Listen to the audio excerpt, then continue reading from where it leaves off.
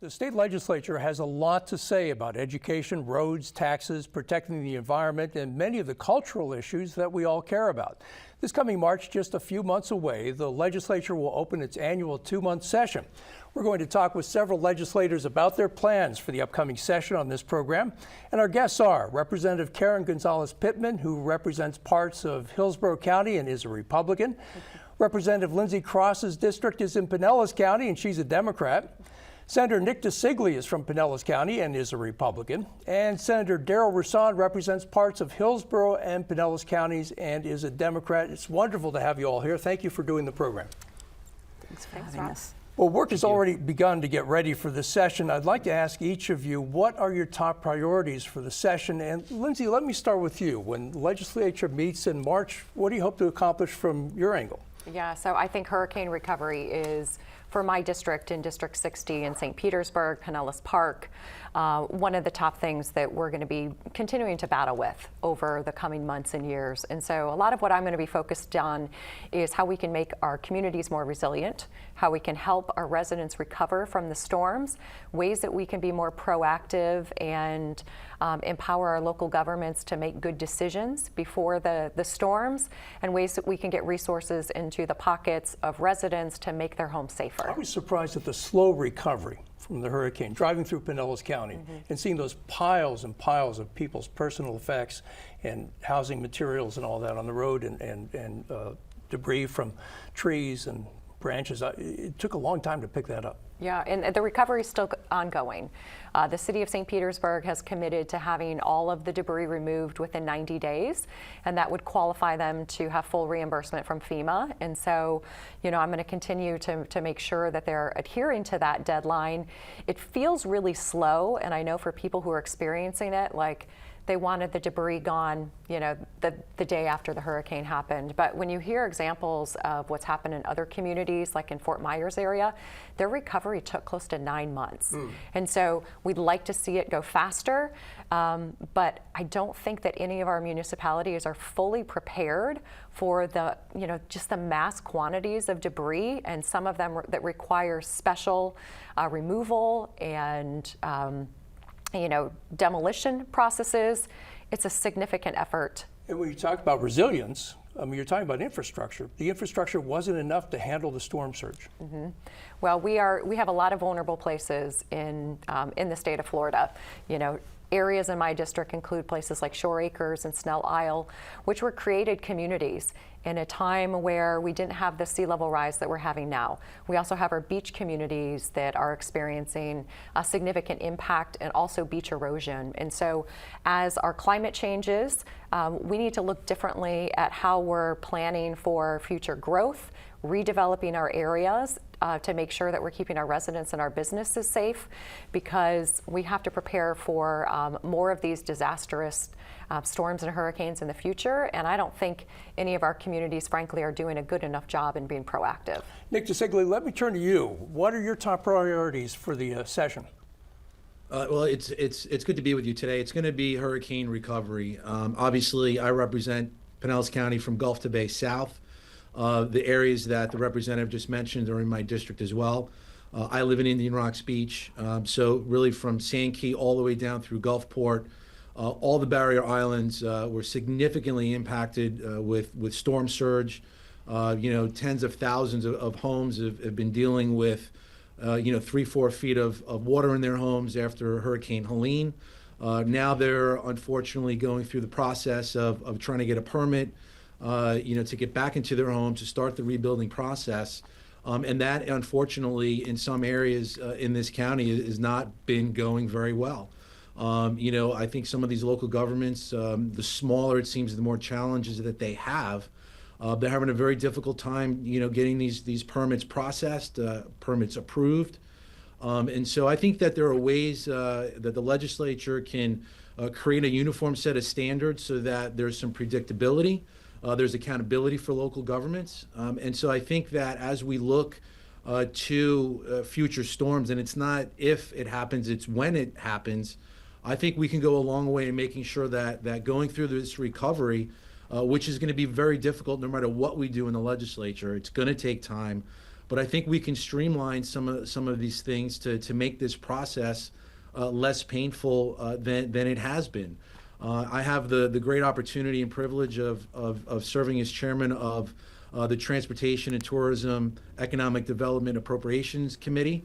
We're going to be looking at ways to improve our infrastructure in Pinellas County. We want to give some relief to various municipalities, whether it's city halls, whether it's sump pumps.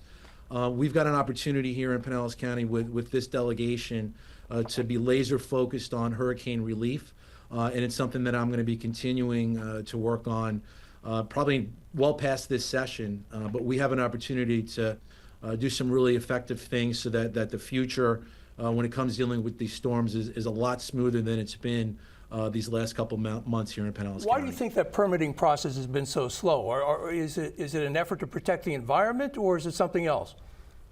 Well, look, I think when these local governments, they all have different processes in place.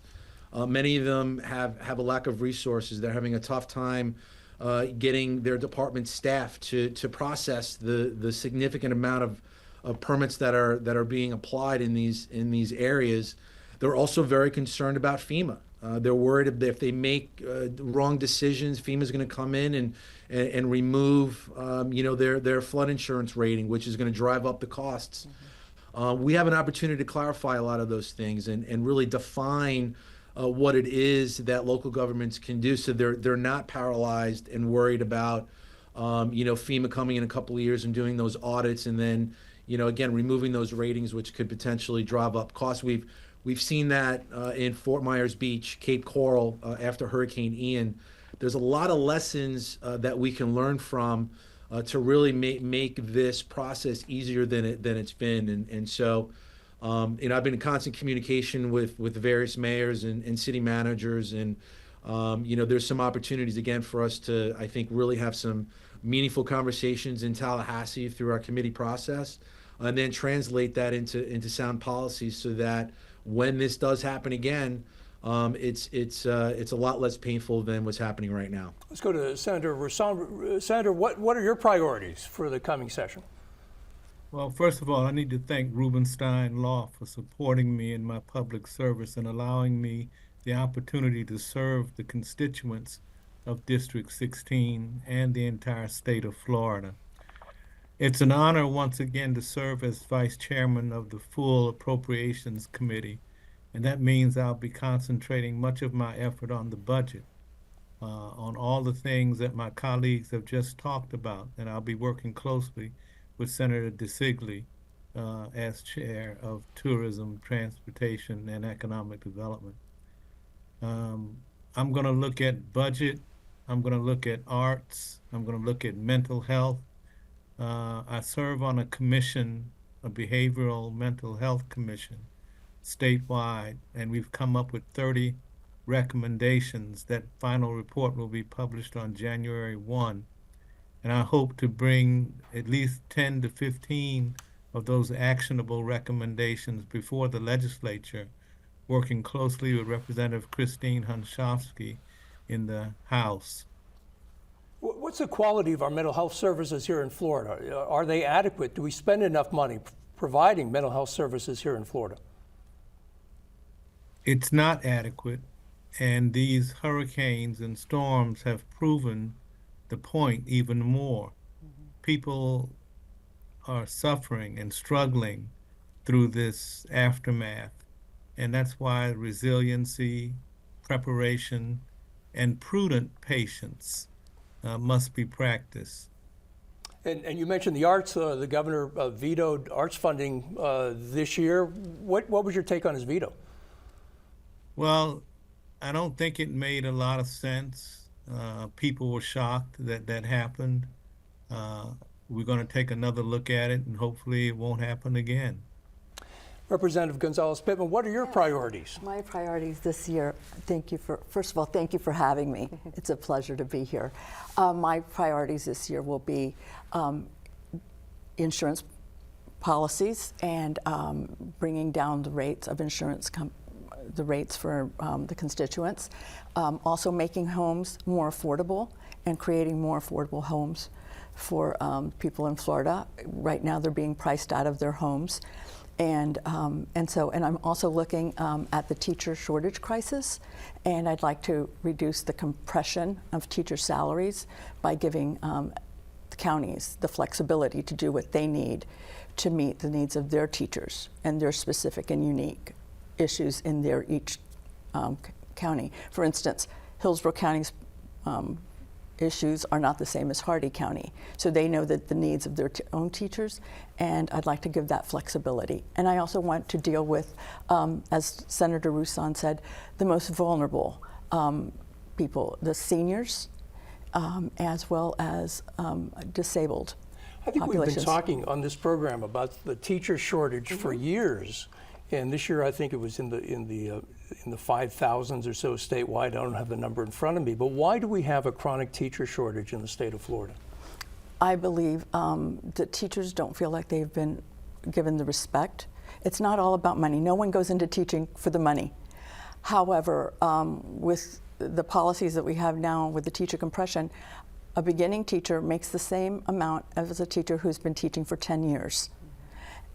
How does that make that 10-year teacher feel? So there's a ceiling on the upper income for teachers. Yes, Yeah. and in the salary schedule. So I'd like to open that up for districts in order to have a pay schedule that meets the needs of their district, giving teachers that ability to know what they're going to be making. Should teachers be paid more if they've been there for 25 or 30 years? You know, I'm looking at that, and that's the yin and the yang. Should teachers be paid more because they've been here longer than someone 10 years? I think we should also look at different outcomes, student achievement, the gains, and there are algorithms that you can use to see if a teacher is making the gains with their students. I think that should come into play as to what a teacher makes. Okay, now you covered some of the issues I want to bring up next. Earlier this year, Associated Industries of Florida, which is one of the most powerful big business groups in Tallahassee, through its Center for Political Strategy, released the initial findings from their 2024 statewide general election poll. It found the top issues among Florida voters are inflation and lowering the cost of living were at the top at 23%. Fixing the insurance crisis came in next at 21%. Combating illegal immigration was third at 14%, followed by lowering housing costs and safeguarding access to abortion, which both received about 10% support. In an additional poll, the group found that a plurality of voters, 44%, believes neither party is doing an effective job lowering property insurance costs, which is the top issue in the state. And Nick DeSiglia, I want to start with you. There have been several special sessions in the legislature to make changes in the way Florida handles the homeowners insurance situation. I want to ask you, were those sessions enough, and have we done enough as a state to keep costs down and keep the pressure off rising homeowners insurance costs? Yeah, I think that we took a large bite of the apple a couple of years ago when it comes to property insurance reform. Obviously, dealing with things like one-way attorney fees. We've seen some indication that the market is stabilizing. Citizens finally is under 1 million policyholders, which is incredibly important for all Floridians. We've seen rates stabilize. We've even seen some filings that some rates are going to begin to go down. So I think we've done a lot. I think that we've created the beginning of a stabilization of this market. I think that this legislature, because this is such a top issue for our constituents, it's an affordability issue, and it has a wide impact across the economy. I think it's something we need to continue to look at. I've been paying very close attention to the payouts of these claims after Hurricanes Helene and Milton. I have not heard of widespread lowballing of the payment of these claims, so that's good. But I do think there needs to be a level of accountability for these insurance companies to ensure that there's some teeth behind the enforcement of them paying out these claims in a responsible way. Because we've all heard it before, and we all experience it ourselves. We pay a lot of money to these insurance companies every year. Years and years will go by without filing a claim, and then when it's time to take advantage of insurance. That's why we have it. We file a claim. Every resident has a reasonable expectation to make sure that those claims are paid, that they're paid accurately, and that there are no games played by the insurance company. So I think that's something that we'll always need to take a look at. But I do think that we're moving in the right direction. And I think once the folks feel that in their pocketbook with some cheaper rates, they're always gonna feel like the legislature hasn't done enough. So I think as time goes on, we're going to continue seeing some benefits, but I also think that we need to continue to beat that drum because it's certainly one of the top, if not the top issue for all Floridians. Darryl Rasan, do you think that over time people are going to feel the benefits of the past couple of special sessions on insurance, or do you think there needs to be more done by the legislature? Well, there can always be more done, but I think people will start to feel the effects of the legislation we've already passed. And the Senate President, Albritton, to his credit, in his installation speech, indicated that we will be watching.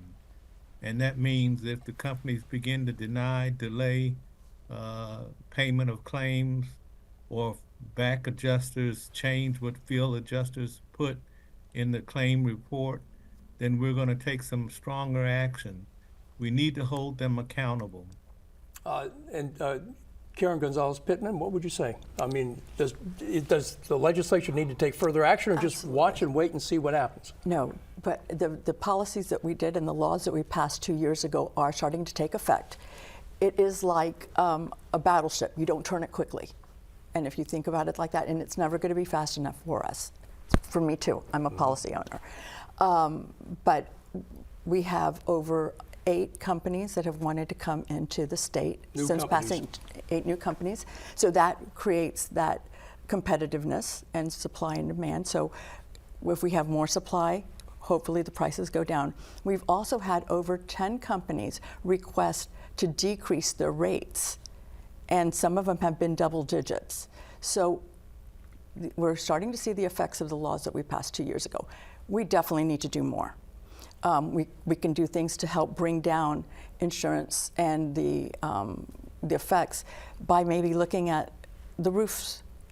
Do you need a new roof in 15 years before you can get your new policy? Things like that we can do for the homeowners. Lindsay Cross, has enough been done?